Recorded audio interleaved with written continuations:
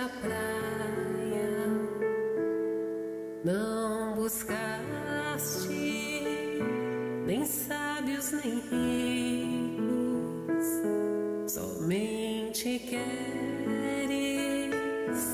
que eu te siga, Senhor. Tu me olhaste nos olhos a sorrir,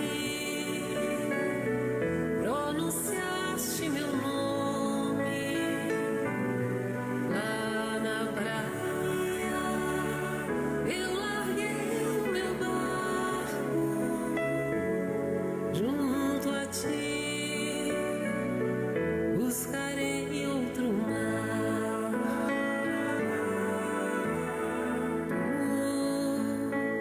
Tu sabes bem que meu barco eu não tenho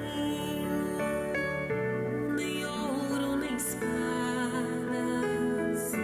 somente redes e o meu trabalho,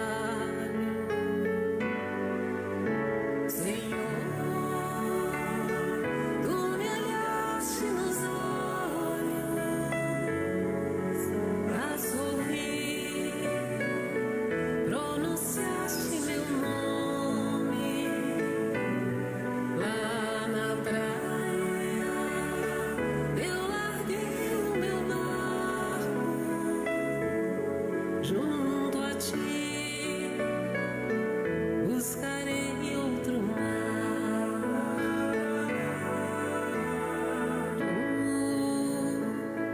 Minhas mãos solicitas, meu cansaço, que a outros descanse, amor que almeja seguir amando, Senhor. Tu me olhaste nos olhos a sorrir, pronunciaste meu nome lá na praia.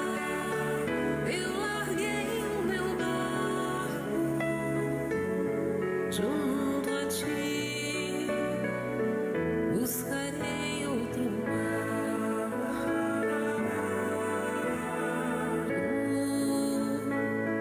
Pescador de outros lagos, ânsia eterna de almas que esperam, bondoso amigo que assim me chamas, Senhor. Tu me olhaste nos olhos a sorrir, pronunciaste meu nome lá na praia. Eu larguei o meu barco junto a ti, buscarei outro mar. Junto a ti, buscarei outro mar. Junto a ti, buscarei outro mar.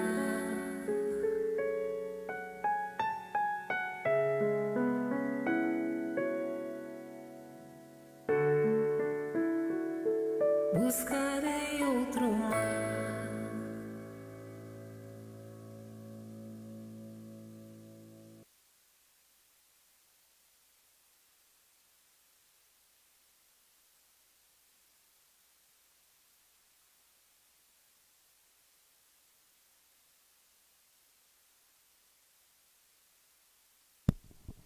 Convido a todos os nossos irmãos e irmãs que nos acompanham aqui presentes e aqueles que nos acompanham também de casa pela internet. Fechemos os nossos olhos, busquemos elevar o nosso pensamento ao Cristo Jesus, nosso mestre e guia, agradecendo a Ele por todo o seu amor para conosco, toda a sua paciência e misericórdia, nos ensinando como bem caminhar em direção ao Pai, com toda a paciência de que todos nós necessitamos devido ao nosso grau de evolução. Agradeçamos aos benfeitores espirituais, ao nosso Espírito protetor. Agradeçamos, enfim, a todos os mensageiros de Deus que executam a sua obra.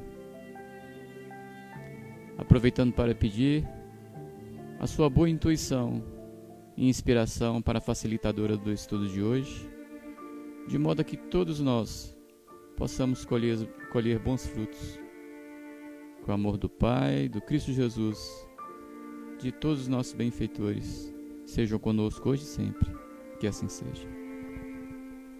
Conosco então, a nossa amiga Sandra Langer.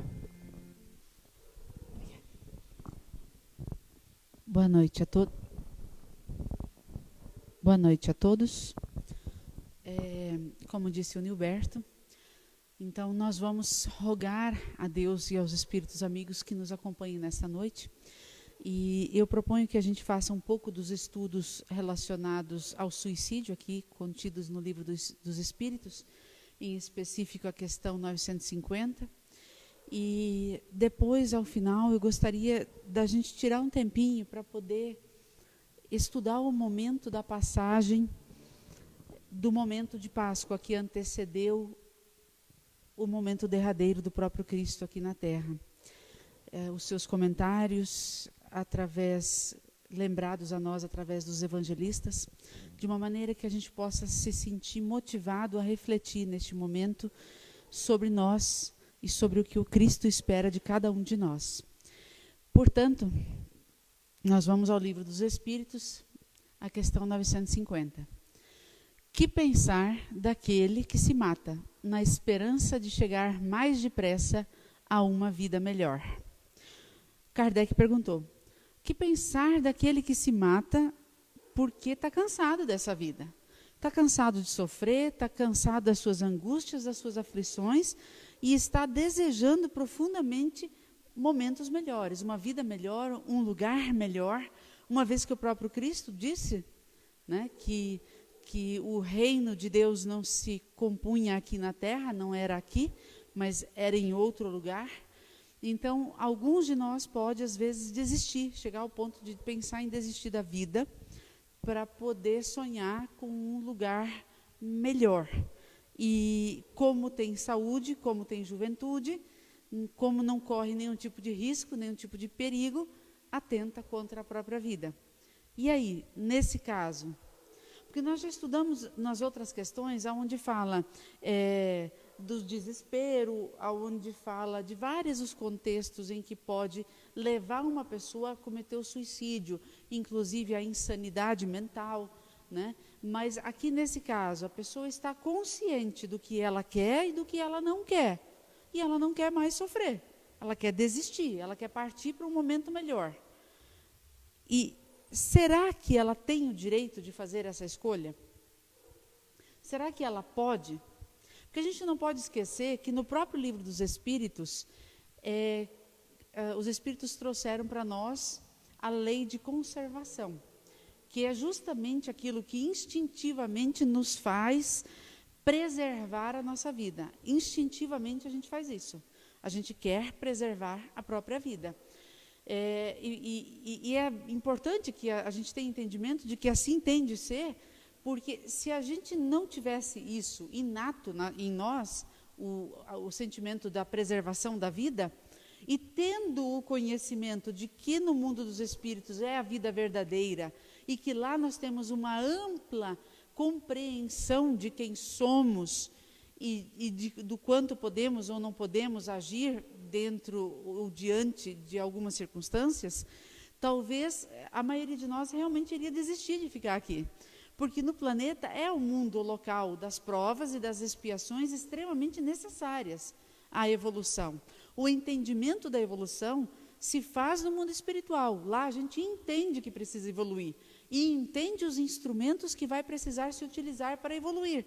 Mas o acontecimento dessa evolução, ele se dá aqui, no planeta Terra, onde estamos interagindo uns com os outros, ajustando os débitos que acumulamos de outras encarnações e demonstrando aquilo que já compreendemos dos nossos equívocos do passado, que hoje já foram melhorados. Então é necessário que fiquemos aqui no planeta, é necessário que a gente esteja interagindo uns com os outros.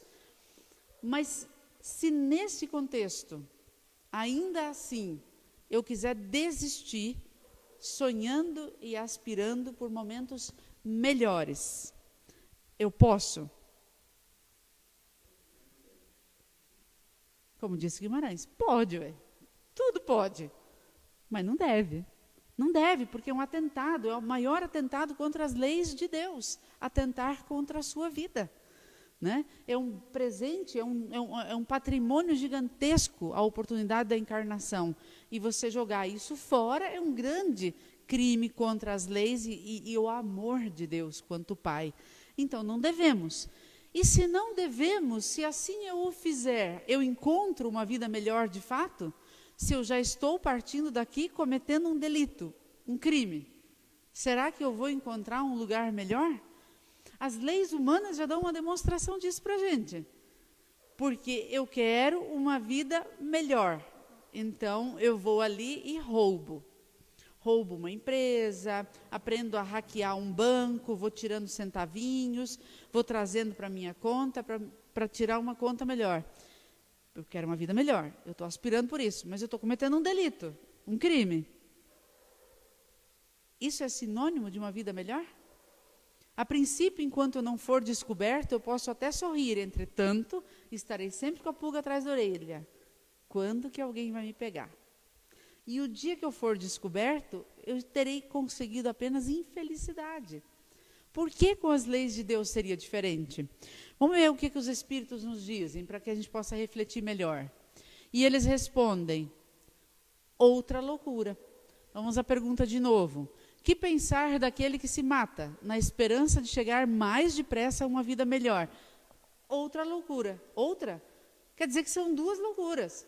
Uma loucura é você acreditar que lá é uma vida melhor a partir da sua iniciativa de tirar a vida.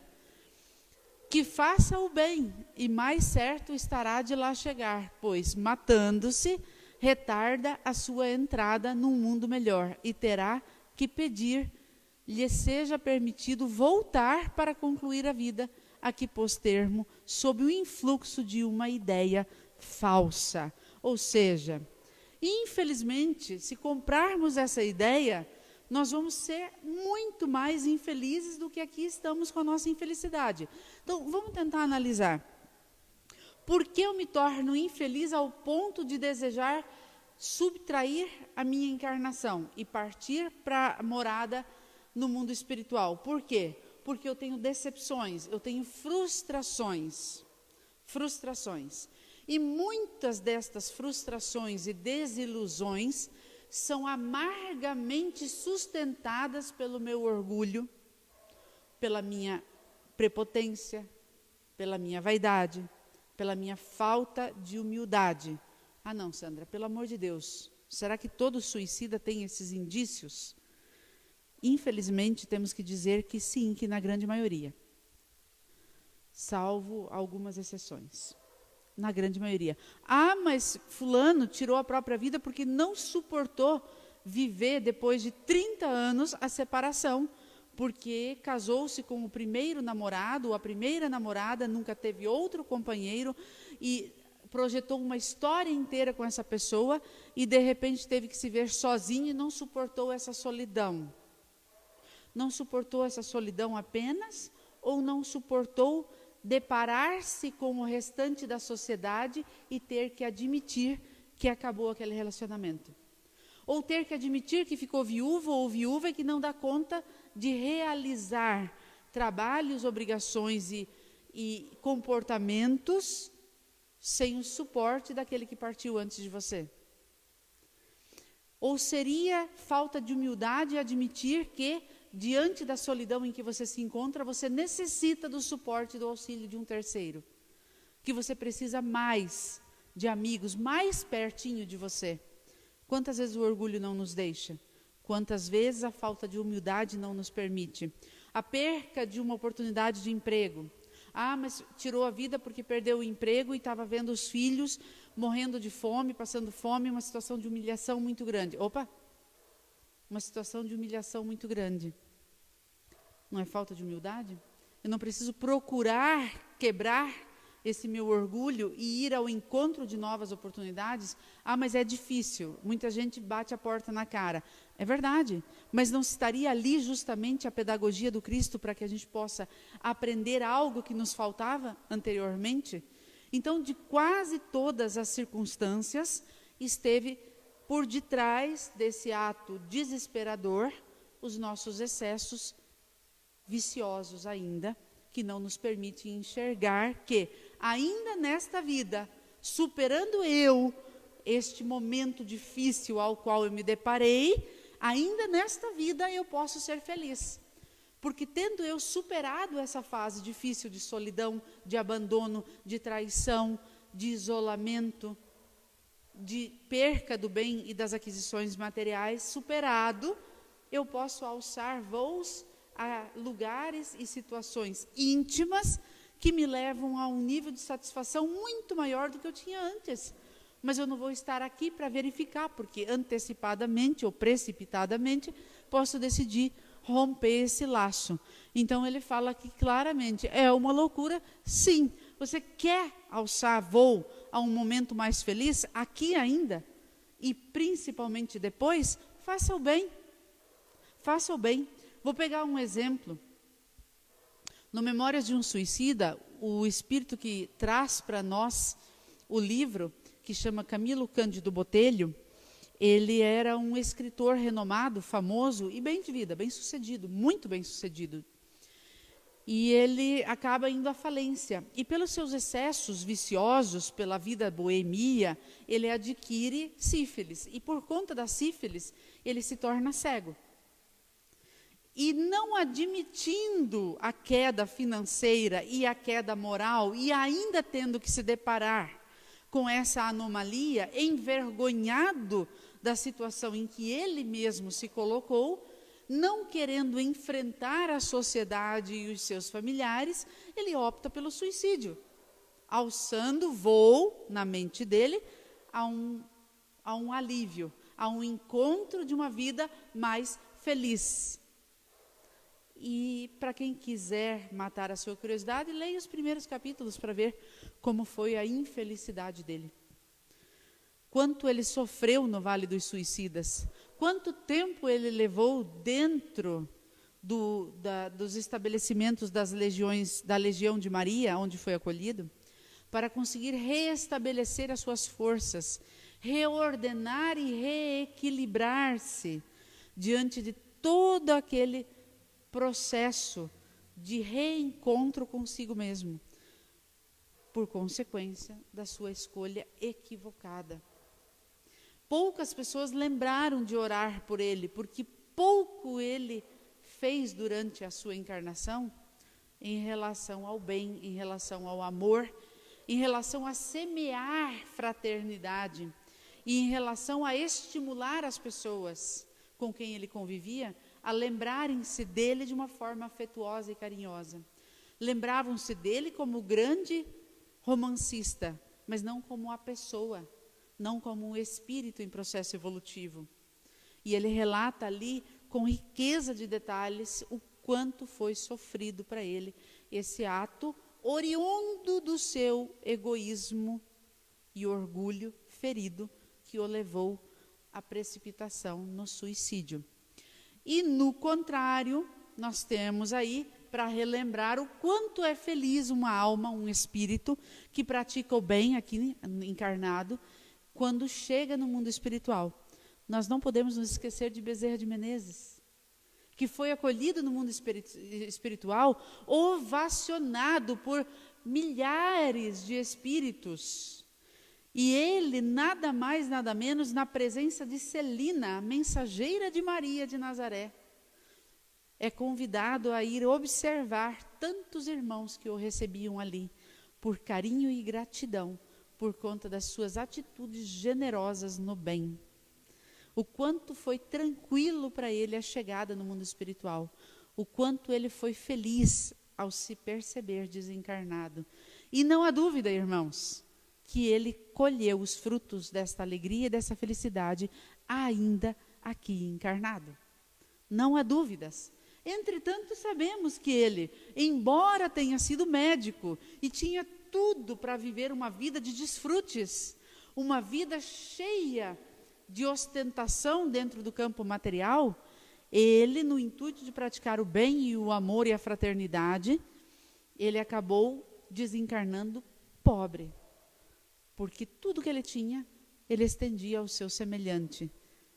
Muitos até o criticaram, muitos familiares não o entenderam, no entanto, ele foi fiel à sua proposta de amor e caridade. E não há dúvidas, pelos relatos dele mesmo, de que ele encontrou a felicidade ainda aqui, encarnado, e muito mais, centuplicada no mundo espiritual. Então, quando os espíritos relatam isso a nós, é para que a gente raciocine. E nós, espíritas, sobretudo, por quê? Porque nós sabemos de que não morremos. Nós temos essa certeza e temos esses exemplos relatados para nós através das psicografias, trazendo para nós, com clareza e riqueza de detalhes, como se dá essa chegada no mundo espiritual para um e para outro, conforme o seu comportamento e a sua atitude. E os espíritos concluem a resposta dizendo: uma falta, seja qual for, jamais abre a ninguém o santuário dos eleitos. Ou seja, nada que fizermos de errado, nada irá contribuir para o nosso bem-estar, nem aqui, nem no mundo espiritual. Sobretudo, o suicídio, um atentado contra a lei de Deus que preserva a nossa própria vida. Então, que possamos verdadeiramente observar isso e observar os exemplos que nós temos, para que se em algum momento passar pela nossa cabeça essa insanidade em relação ao suicídio, observemos dentro de nós um verdadeiro motivo que nos inspira a pensar nessa possibilidade. Se esse motivo não está pautado no nosso orgulho, nos nossos excessos, na nossa falta de humildade para buscarmos uma nova chance, uma nova oportunidade, na nossa falta de humildade para dobrarmos o joelho e nos resignarmos a Deus, pedindo a Ele que nos ampare, que nos auxilie e que nos faça compreender o que Ele reserva a cada um de nós a partir das lições que Ele tem nos oferecido. Assim, Kardec pergunta: não é, às vezes, meritório o sacrifício da vida quando aquele que o faz visa salvar a de outrem ou ser útil aos seus semelhantes?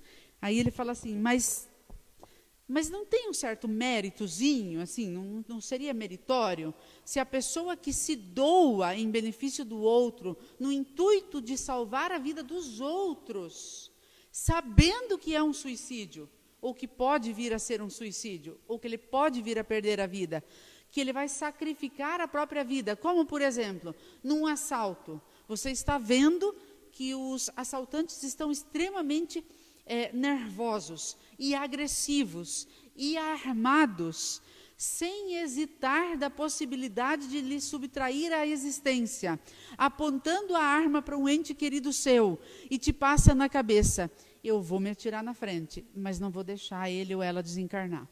Eu vou me atirar na frente. E você o faz, sabendo que é, de uma certa forma, dispor da sua própria vida. É suicídio? É isso que ele está perguntando. Eu coloquei a imagem aqui de uns médicos, diante da situação que nós estamos passando agora. Não precisa ser só em relação ao momento do vírus do Covid-19. Nós não tivemos problema do ebola? Os médicos que iam para lá para socorrer e para auxiliar, eles não sabiam que poderiam perder aquela existência a partir daquela decisão? Esses que estão hoje nos hospitais, em linha de frente, eles não sabem que eles podem não voltar para casa? É suicídio? A maioria está balançando aqui a cabeça dizendo que não. Então, eu estou aqui relatando que os meus colegas aqui só estão balançando a cabeça. Que não, né? Mas vamos pegar a resposta dos espíritos e a gente comenta. Isso é sublime, conforme a intenção. E, em tal caso, o sacrifício da vida não constitui suicídio. Não constitui. Você sabe que pode não voltar para casa. Que naquela sua decisão, você pode estar dispondo da sua encarnação. Não é suicídio. É um ato de amor. É um ato de caridade. É um ato de doação. É bonito. É louvável. E nós já o reconhecemos. Nós já ovacionamos atitudes e comportamentos dessa natureza. Que dirá Deus que consegue perceber o real desprendimento de nós mesmos em benefício do nosso semelhante. Mas os espíritos que respondem continuam relatando o quê? Mas Deus se opõe a todo sacrifício inútil. Não o pode ver de bom grado. Se tem o orgulho a manchá-lo. Deus se opõe a todo sacrifício inútil, principalmente aquele que o orgulho mancha. Todo sacrifício. Me dá um exemplo, Sandra, ficou difícil. Que sacrifício é esse que a pessoa atenta contra a própria vida por orgulho? Por orgulho, um sacrifício inútil, porque é por orgulho. Algo que nós temos aqui muito gritante no atual momento da nossa existência. Os nossos homens bomba. Ou eles não sabem que vão morrer, que é um suicídio, quando a bomba explodir. Mas é por uma causa, eles sempre dizem, uma causa nobre ou uma causa orgulhosa. Uma causa tão orgulhosa que faz acreditar que o nosso Deus quer que outros de nós percam a vida através de mim, que sou um homem e uma mulher bomba, através de mim, para que os meus que acreditam da minha forma prevaleçam sobre os demais. É um sacrifício inútil. É um sacrifício pautado no orgulho, no egoísmo, com certeza. E este tipo de sacrifício Deus vê com muito, muito mau grado. Só o desinteresse torna meritório o sacrifício. E não raro, quem o faz, guarda oculto um pensamento que lhe diminui o valor aos olhos de Deus. Então, só o sacrifício realmente pautado no desinteresse pessoal é que é meritório para Deus. Aquele em que eu estou abrindo mão de mim, mesmo, de fato. Mesmo assim, a gente tem que se atentar e tem que cuidar.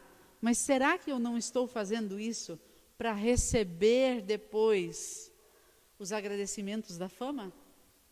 Será que eu não estou fazendo isso lá no fundinho com algum interesse exclusivista e vaidoso? Deus olha a verdadeira intenção. É nesse sentido a resposta. E é importante que a gente atente. Como assim, Sandra? Como, por exemplo, eu faço questão de ser alguém do campo da saúde, estar na linha de frente, mas, na verdade, eu estou camuflando a minha intenção e não estou bem na linha de frente. Sempre que tiver que expor a minha vida diretamente com um diretamente contaminado, eu fico na chefia, ponho os outros e preservo a minha vida. E, no final, eu levo a fama de dizerem que eu estou no comando. Só um exemplo, não estou dizendo que todo caso seja assim. Não estou nem dizendo que tenha caso assim. Estou dizendo que pode haver aqui algo oculto. E este se entrega para si mesmo. Porque na hora de dispor verdadeiramente a vida em risco, ele dá um passo para trás e diz, não, vai você, Juliana, eu vou ficar aqui anotando, tá? Você faz sinal, eu anoto. Eu aponto a situação. Então, eu tenho que tomar cuidado com o que eu realmente estou fazendo. Não, mas Sandra, mas nem todo mundo tem a coragem de dispor da vida. Então, fique na postura daquele que admite que não tem coragem. mas não use de falsidade e hipocrisia. Não use. Tenhamos a verdadeira intenção clara dentro de nós. Assim, o Espírito continua respondendo essa questão, dizendo que todo sacrifício que o homem faça a custo da sua própria felicidade é um ato soberanamente meritório aos olhos de Deus, porque resulta da prática da lei de caridade. Então, como é que eu entendo que o meu ato é meritório a Deus? Quando eu estou expondo a minha felicidade, quando eu estou abrindo mão de mim mesmo, daquilo que eu considero essencial para a minha satisfação de vida, para a minha felicidade, para o meu bem-estar, em benefício de alguém. As pessoas que se dispunham a ir cuidar de leprosários no passado, sabiam que poderiam expor a vida e mais cedo ou mais tarde terminar da mesma maneira. Sabiam. Algumas não tinham talvez opção, precisavam da oportunidade de trabalho e acabavam fazendo aquilo. Mas e quantos foram voluntários? Quantos verdadeiramente por amor zelaram e cuidaram do seu próximo? Quantas pessoas dentro dos seus lares cuidaram de pessoas com estágio terminal de doenças infecciosas e cuidaram com todo o amor, dispondo de si mesmo, abrindo mão da sua própria possibilidade de ser feliz nesta encarnação? Eu pus aqui a imagem de uma grávida. Quantas histórias vocês conhecem em que a moça se apresenta grávida e o médico diz, melhor interromper, você está correndo risco de vida. É necessário, a recomendação médica é parar por aqui, porque vão desencarnar você e o feto. E quantas dizem, não,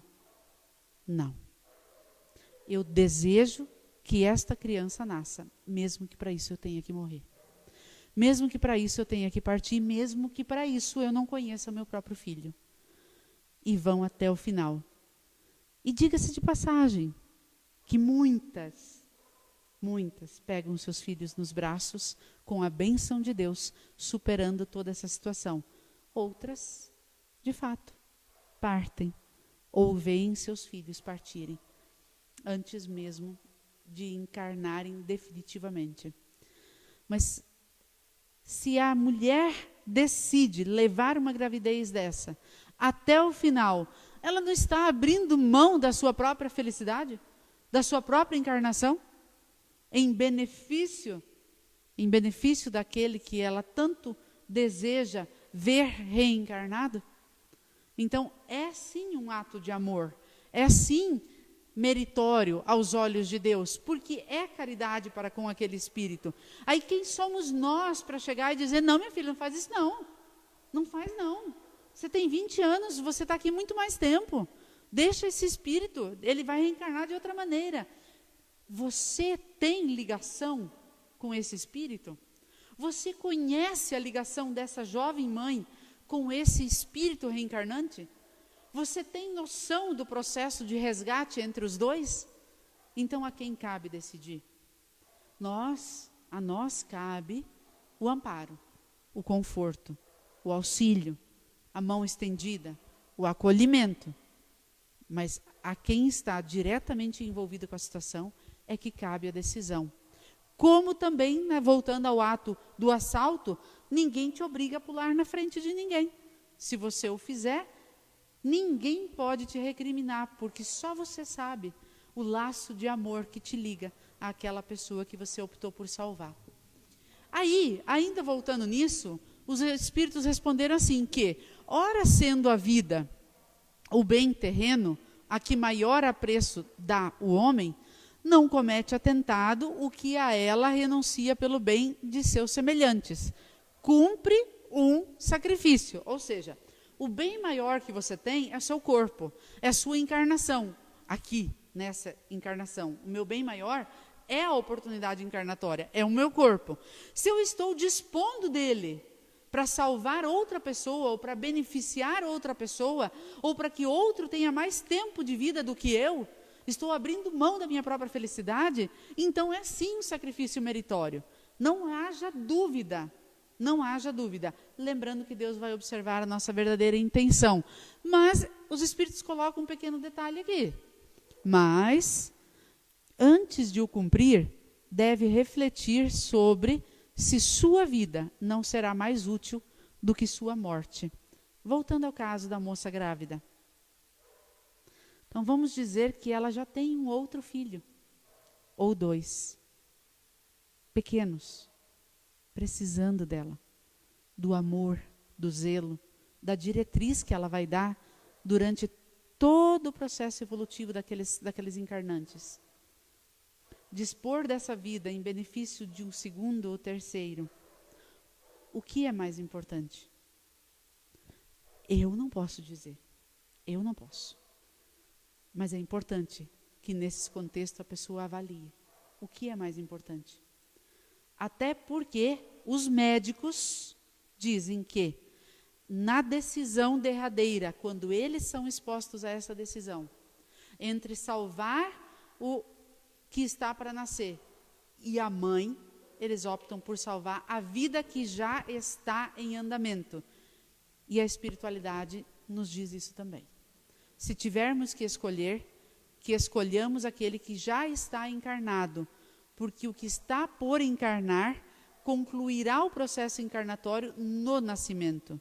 Não está encarnado ainda, está em vias de encarnação durante a gestação. E terá novas oportunidades de reencarnar. Logo em seguida, talvez. No entanto, aquela mãe já está com o processo encarnatório em andamento, em curso, com quem já estabeleceu vínculos. E deve, então, avaliar e refletir se a sua vida não será mais útil aqui. Isso, nem eu, nem ninguém pode dizer. Cabe a cada um envolvido no contexto. Sendo assim, nós concluímos essa parte que fala aí do suicídio, que nos esclarece muito também sobre o quanto devemos avaliar o contexto aonde estamos expondo a nossa vida, aonde estamos envolvidos para preservar ou não a nossa ou a de outro encarnado. Em cima disso, eu gostaria de pedir licença a vocês, para que a gente trouxesse o contexto agora para a reflexão sobre a Sexta-feira da Paixão, que é tão significativa para toda a nossa humanidade, porque é o momento em que o Cristo se despediu junto dos seus discípulos para fazer a sua passagem derradeira do mundo corpóreo, retornando ao mundo espiritual.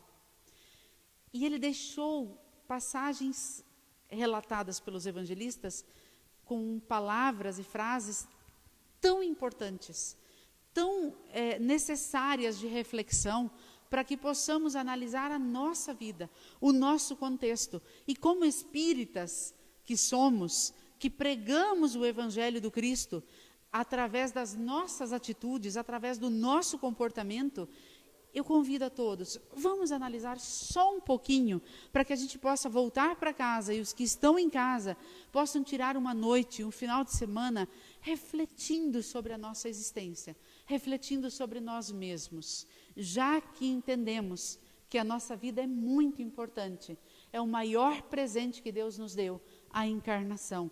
Que ela seja, então, não somente importante, mas bem empenhada, bem utilizada e aproveitada. Sendo assim, eu trouxe algumas citações que se encontram em Lucas e também em João. E eu gostaria que a gente refletisse juntos. Lá em Lucas 22, versículos 14 e 16, diz assim: chegada a hora, pôs-se Jesus à mesa com os 12 apóstolos e disse-lhes: tenho desejado ansiosamente comer convosco esta Páscoa, antes do meu padecer.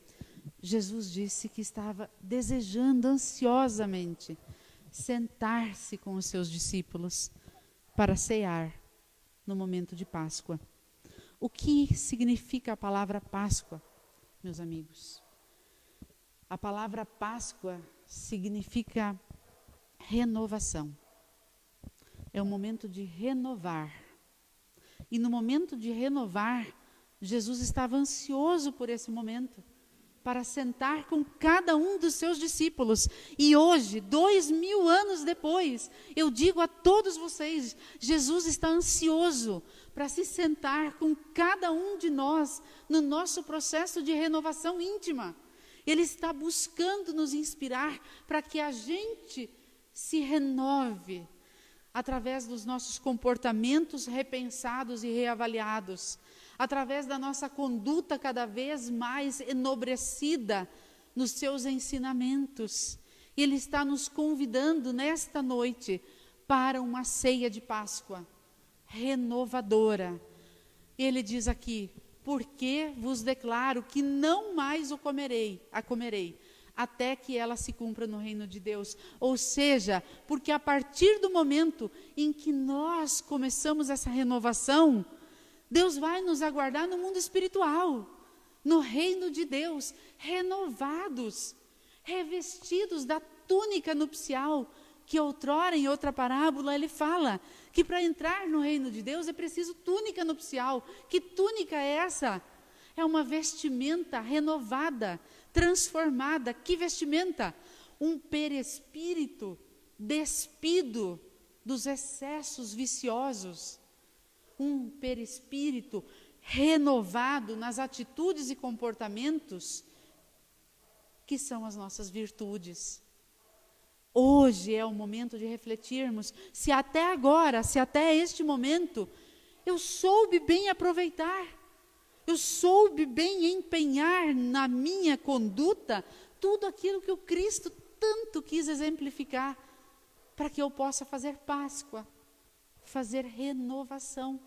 A partir de que eu comece essa Páscoa em mim, Ele vai estar nos aguardando lá. Depois, ainda em Lucas, do capítulo 22, ainda, versículo 19 e 21, ele diz assim: também depois de pegar o pão, deu graças e partindo-o, deu-lhe, dizendo: este é o meu corpo que se dá por vós. Fazei isto em memória de mim. Amigos, o corpo do Cristo são as suas lições. O corpo é a representação da sua trajetória, do berço ao túmulo. O que o Cristo fez do berço ao túmulo? É o seu corpo. É o que nós devemos, é do que nós devemos nos alimentar. Não do corpo material do Cristo, mas da sua conduta do berço ao túmulo. O seu corpo é a expressão desse tempo em que ele viveu encarnado.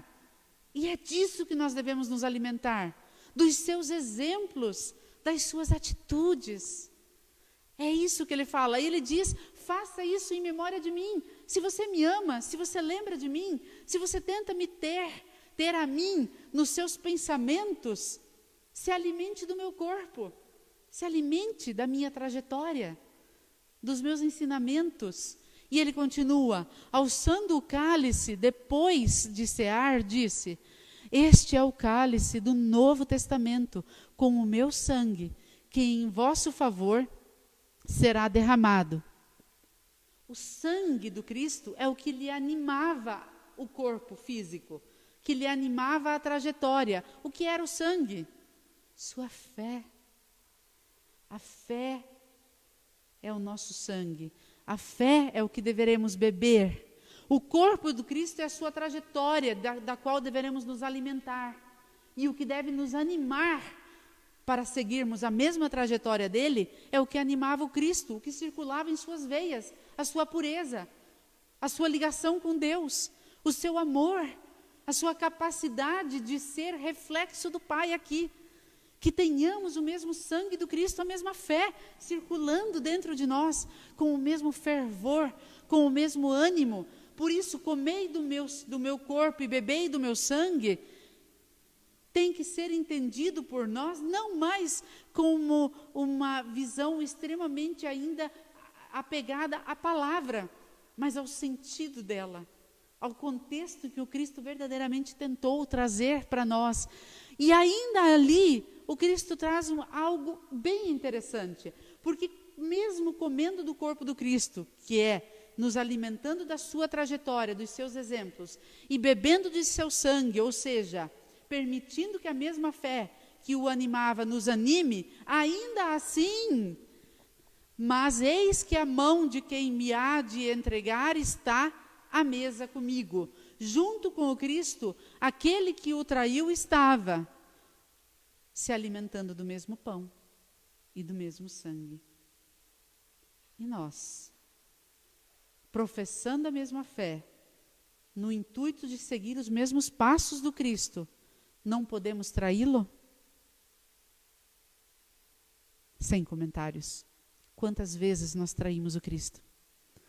Quantas vezes nós nos iludimos, camuflamos as nossas verdadeiras intenções e traímos o Cristo? O Judas é a representação da parte fraca que habita dentro de cada um de nós. Um pouco de Judas existe em cada um de nós. Não há dúvida disso, em cada um de nós. Depois, em João, capítulo 13, ele diz: levantou-se da ceia, tirou as vestes e, tomando uma toalha, cingiu-se. Depois, pôs água numa bacia e começou a lavar os pés aos discípulos e a enxugar-lhes com a toalha que estava cingido. Jesus se enrolou a uma toalha e depois usou esta mesma toalha para secar os pés dos seus discípulos. Quando Jesus lava os pés dos seus discípulos, talvez, me perdoem a minha humilde e frágil interpretação ainda, mas é o que eu consigo entender. Talvez ele estava simbolizando a cada um de nós e dos seus discípulos que, naquele momento, com os exemplos que ele trazia e deixava, ele estava lavando os pés para que todos pudessem começar uma caminhada de pés limpos, não viciados, não sujos e maculados. E a partir do momento em que nós agora, fazemos Páscoa dentro de nós, renovação, nós vamos nos permitir lavar os pés e começar essa renovação de pés limpos, sem mácula, sem vícios, sem caminhos equivocados ao longo do caminho. Quando Jesus seca com a toalha que envolvia o seu próprio corpo, talvez ele esteja dizendo: e se o teu pé se encontrar frágil, se nos teus pés se encontrarem ainda algum resquício de sujeira, aquilo que sai de mim ainda serve para purificá-lo.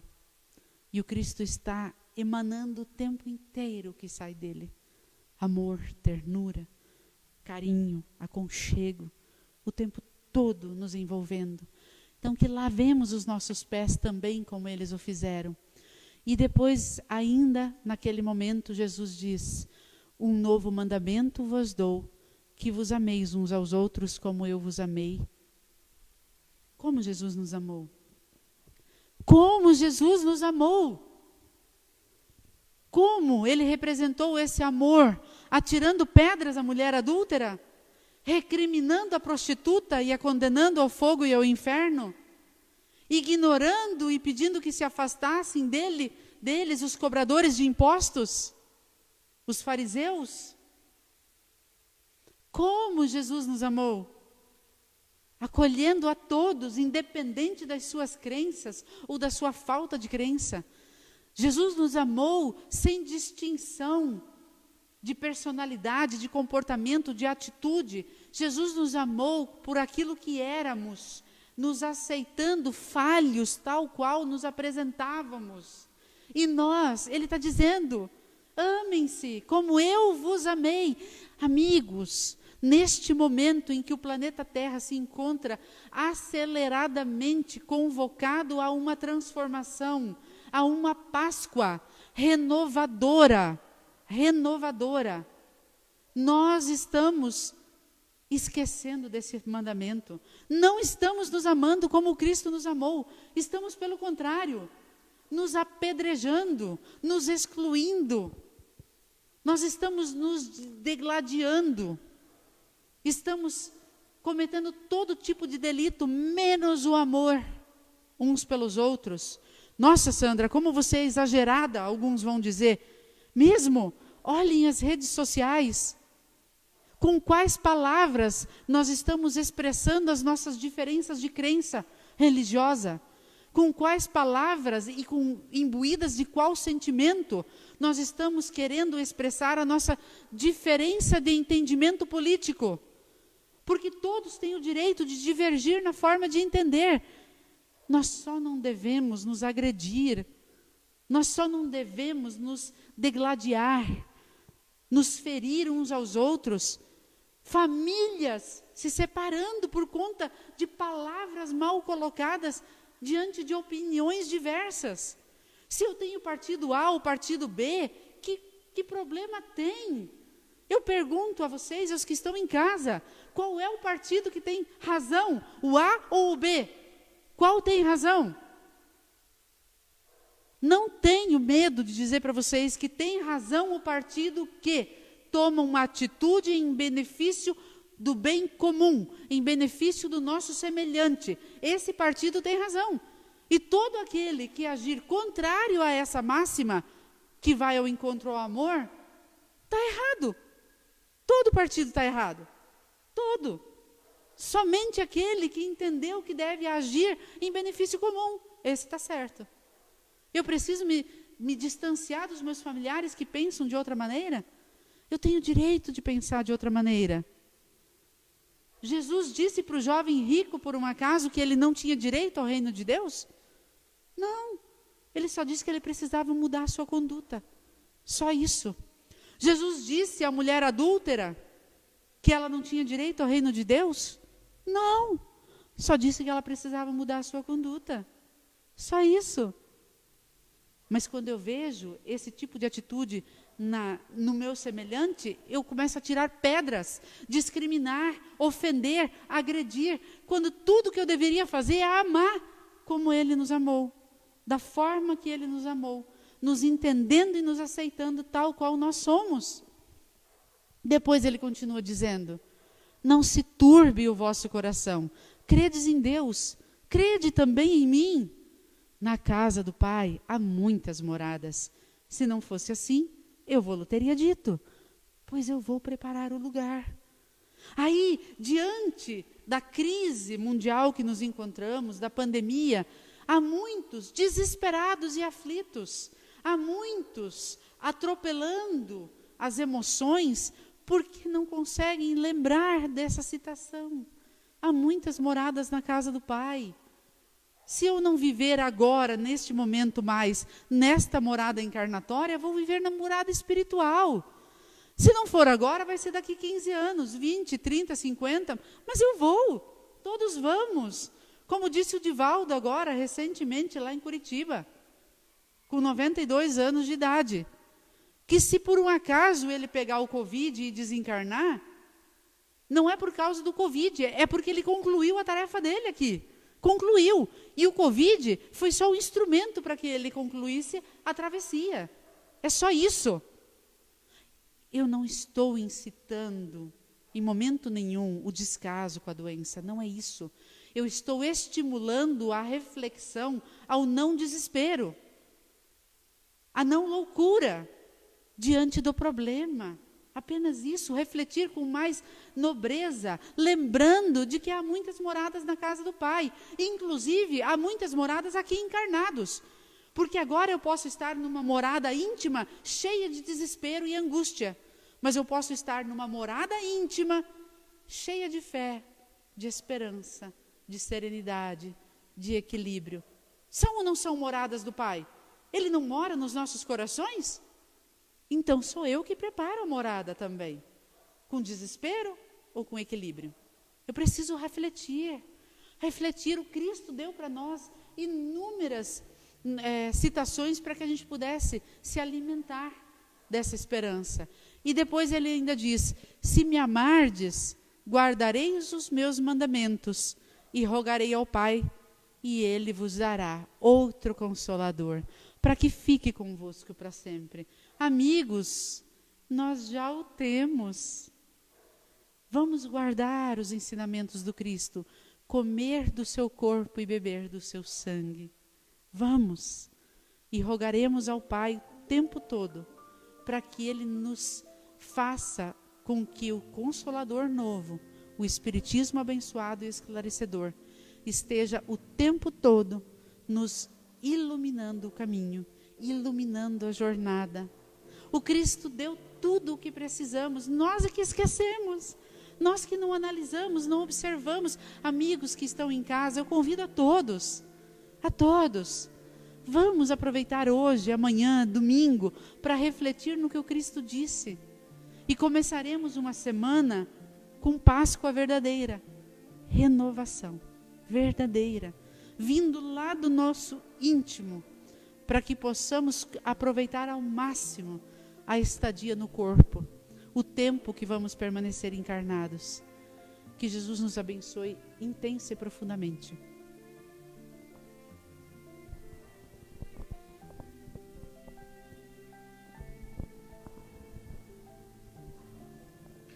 Então eu convido a todos que estão nos acompanhando de casa, para que fechemos os nossos olhos e agradeçamos muito ao Cristo por todo o sacrifício que Ele se submeteu, mesmo não necessitando de passar por isso, pelo imenso amor que Ele tem por cada um de nós, seus filhos. Não percamos a fé nunca, porque Jesus crê na nossa capacidade de vencer os obstáculos, principalmente porque Ele está ao lado de cada um de nós. Obrigado, Jesus, por velar por nós, por nos amar tanto assim, e que tenhamos a coragem, a força para darmos o nosso testemunho de fé nos momentos em que a vida assim nos solicitar. Que assim seja. Eu queria informar o pessoal que está nos acompanhando de casa que agora é aquele tempinho, né, um minutinho e meio, para que vocês possam pegar uma vasilha com água, uma garrafa com água, deixar essa água aí junto de vocês, que nós vamos interromper a transmissão e logo após nós reiniciamos a transmissão com a aplicação do passe e também com as vibrações. Eu queria só que vocês entendessem que quando nós iniciamos as vibrações, o momento do passe é para vocês, então cada um vai imaginar aquela luz descendo sobre si. E no momento das vibrações é o momento de você pensar naquelas pessoas que você gostaria que fossem atingidas por essas energias boas, tá bom? Primeiro momento do passe você recebe a energia para se fortificar, no segundo momento você vai pensar nas pessoas queridas. Nós achamos mais efetivo a questão do pensamento. Você que conhece a pessoa, você que sabe a dificuldade que ela está passando, então você se conecta com ela e na hora da vibração o teu pensamento vai ser a ponte das bênçãos divinas com aquela pessoa, tá bom? Então, aguardem aí um minutinho, nós vamos interromper a transmissão e já retornamos com o passe e com as vibrações. Um abraço a todos.